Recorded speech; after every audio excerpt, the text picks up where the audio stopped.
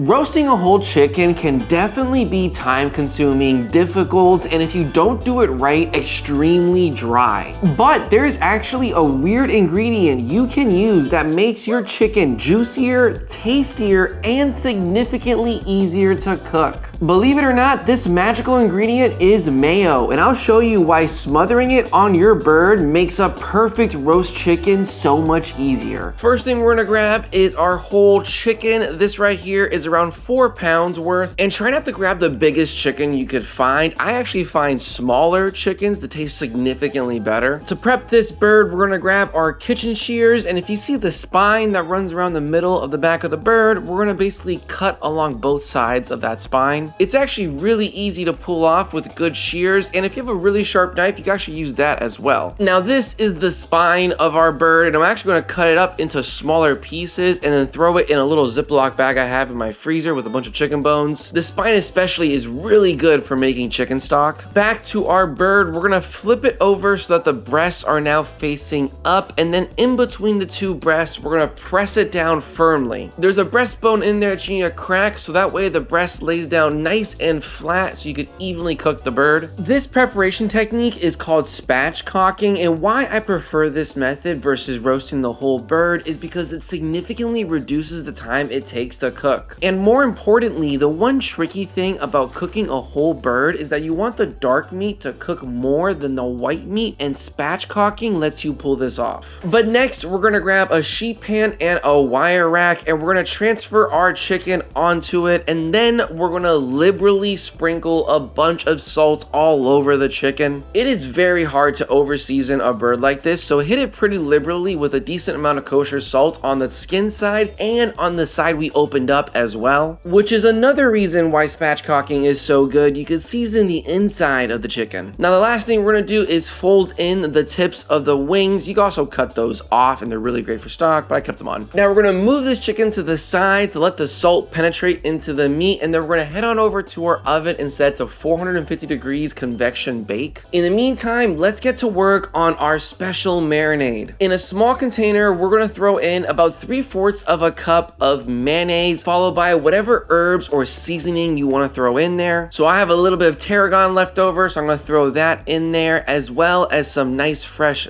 dill, a little bit of fresh chives, and 1 green onion. Everything roughly chopped and just tossed in there. Oh, I also wanted to give it some lemon zest and juice, but I accidentally forgot. We'll next grab our immersion blender, and we're gonna stick it in there and blend all those ingredients together. If you don't have an immersion blender, you could very easily do this in a food processor, or you could just finely chop all the herbs and then just toss it in there and mix it. Once it's fully blended, I'm gonna give it a pinch of salt, give it one final mixing, and then taste it for seasoning, but you're gonna be amazed at how delicious this sucker is. Now this is your marinade for your chicken. So we're gonna grab our chicken and drop a few dollops of the marinade on the breasts, the thighs, and the wings, and then we're gonna smother the marinade all over the chicken. Make sure every nook and cranny is fully covered in that marinade. Now this may seem strange, but I promise you this is how you level up your chicken. Mayo has a lot of oil and eggs in it, which is perfect for this case because it actually browns the chicken beautifully and evenly, locking in a lot of moisture. Plus it acts as a perfect binder for all the herbs and spices that we mixed in there as well. It's a similar method to when you marinate seasoned yogurt with chicken in a lot of Indian cuisines. And this cooking technique comes from the GOAT, Kenji Lopez, and trust me when I say if you're making any of his recipes, you won't be disappointed. Now the next thing we have to do is throw this bird in our 450 degree convection bake oven, and I'm gonna check back on it in 25 minutes. 25 minutes later, I'm gonna check on our chicken, and as you can see, a decent bit of browning has already occurred. It's nice and even, and let me tell you, the smells that are coming off this already is insane. But when we check the internal temperature, you can see the breast meat is raw. And if we check the thighs as well, it's also bloody raw. Apologies for that terrible Gordon Ramsay impression. But if you notice, you should see the thighs are actually cooking a little faster than the breast. This is perfect because we want the dark meat to be cooked a little bit more than the white meat. And as I said earlier, spatchcocking lets us do that. Now we're gonna throw it back in the oven for about 18 more minutes. 18 minutes later, you can see the chicken has developed even more crust on the outside. When I checked the internal temperature this time. Our breast is at a perfect 150 degrees and our thighs is at a nice 175 degrees. I want the thighs to get to 180 to 185, but the carryover temperature will probably get it pretty close to that. For our breasts, you might be used to cooking it to 165, but you could eat it at 150 degrees. The only thing you need to do is you need to let it rest for at least 5 minutes. This will fully kill off any bacteria, and more importantly, it'll give you the juiciest chicken breast you'll ever have in your life. So we're gonna let this sucker rest for, I'm gonna say 10 minutes, so that way the juices really stay locked into the chicken. Feel free to take a picture of it, maybe 2, so that way you can post it on the gram. We're gonna now make a 2-second flavor bomb sauce for our chicken, but I would like to remind you guys, if you're liking this video, to please hit the like and subscribe button. Now the key component to this sauce is the fond and chicken drippings that are now in the bottom of our pan. With a spatula, I'm gonna now scrape all that fond off, incorporating it into the drippings of the chicken. You can use a little bit of water to help scrape it, but I didn't want to dilute it too much. Once everything is nicely scraped, I'm gonna almost drop my spatula on the floor, but I caught it.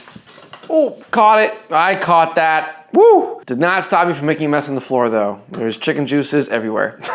I'm then gonna grab our leftover mayo and I'm gonna pour all those drippings in the mayo. Give it a thorough mixing, and now this is like your flavor bomb of chicken sauce with mayo. I can't even describe how good it is, but I was genuinely shocked at how insanely flavorful it was. Now I'm gonna quickly show you how to break down our cooked chicken. So it's gonna start by grabbing the drum and we're separating the thigh from the rest of the chicken. Just gently run your knife through it and it should come off actually like butter super easily. Next, we're gonna remove the wings, so just peel them open a little bit and you should see the joint in between the wings and the rest of the chicken. Just cut in between that joint and they should come right out. Lastly, for the 2 chicken breasts, all I'm gonna do is just split it down the middle and just press it down and separate them. It's surprisingly easy to cut through. And take a look at this inside cross section. I've never seen a chicken so juicy before in my life. It was dripping all over my counter. Now this is your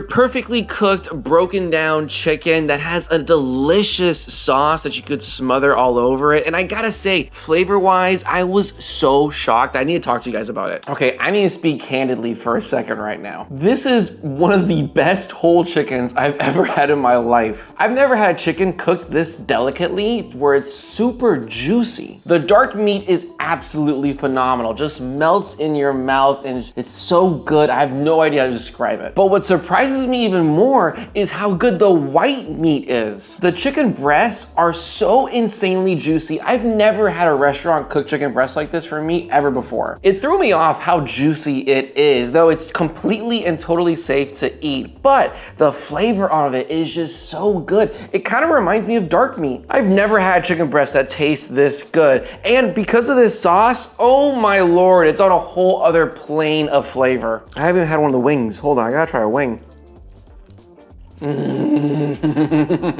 I genuinely believe you guys are missing out if you don't try this recipe, so I highly encourage you guys do. If you want more clever chicken recipes, check out my no water chicken soup recipe. Thank you so much for watching, and please hit the like and subscribe button.